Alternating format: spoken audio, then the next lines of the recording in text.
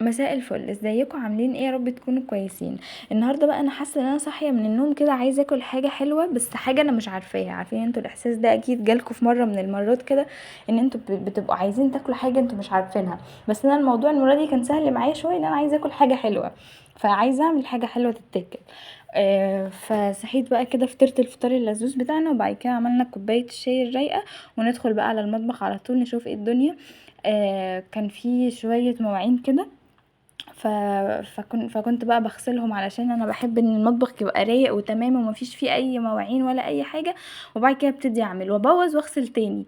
فاهمين؟ يعني الناس كلها بتجمع كل الحاجات في مره واحده، انا لا، انا لازم ادخل اظبط المطبخ ما يكونش فيه اي حاجه، وبعد كده اعمل الحاجه اللي هعملها وبعدين اغسل تاني. ويا سلام بقى لو في غدا، لو انا هدخل اظبط المطبخ لو مش متظبط، وبعد كده نعمل الغدا، نغسل الحاجات بتاعه الغدا وبعدين نتغدى ونغسل الاطباق بتاعه الغدا بقى.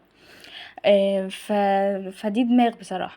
انا عايزة اقول لكم على طقم الخشاف ده، هو الطقم الازاز اللي انا كنت بغسله ده طقم خشاف اصلا. بجد انا وقت ما كنت بشتري ما كنتش عايزة اجيبه، كنت شايفاه قديم وملوش لازمة وممكن نجيب حاجات احلى. بس يا جماعة بجد لما بتقدموا فيه اي حاجة بيكون شكله شيك وحلو قوي.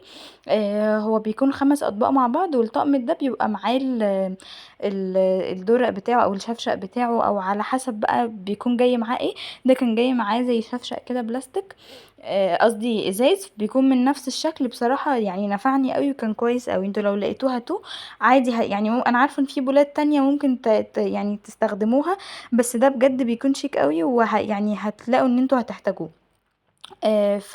فحاولوا برضو ان انتوا تحطوه اولويات العرايس اللي بتجهز، علشان هتلاقوا نفسكم بعد كده بتستخدموه كتير قوي. الحاجه الحلوه بقى اللي أنا قررت اعملها وهي رز بلبن. كان عندي لبن، فانا عملت كميه صغيره، عملت نص كوبايه من الرز ونص كوبايه من السكر، وهنحتاج نص لتر من اللبن ونص لتر من الميه. بس في ناس بتستخدم نشا وفي ناس بتستخدم كريم شانتيه زي ما انتوا عايزين، بس انا بحب الرز بلبن الاساسي ده اللي هو ما فيهوش اي حاجه.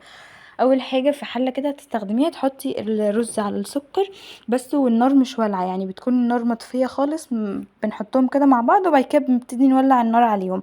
انا بعملها بطريقه يعني البدائيه خالص، عشان انا بحبه كده بصراحه، ما بحبش ازود عليه اي حاجه. لو انتوا برضو بتحبوه بالقشطه تزودوا قشطه زي ما انتوا عايزين. هنحط عليهم اللبن وهنحط الميه، وبعد كده نقلب كله في بعضه. تمام، بعد ما هنقلب كله في بعضه بقى هنبتدي ان احنا نولع عليها النار، هنولع نار عالية لحد ما ياخد اول غلوة كده.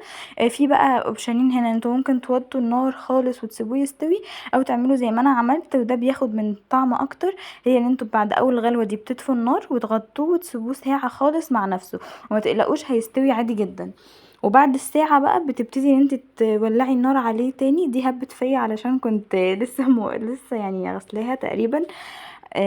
فبتولعي بقى النار عليه على نار هادية خالص لمدة نص ساعة، وبيكون استوى واخد من طعمه تحفة. وتحطيه بقى في البولات بتاعتك او ايا كان انتي هتحطيه فين، وبتسيبيه لما بيبرد. ده بقى بيعمل بجد كرمشة كده من على الوش وبيكون شكله تحفة. الكمية اللي انا عملتها دي عملت 5 اطباق، والطبق لا يعني حجمه حلو. الاطباق دي مش صغيرة خالص. وبكده يكون خلص فيديو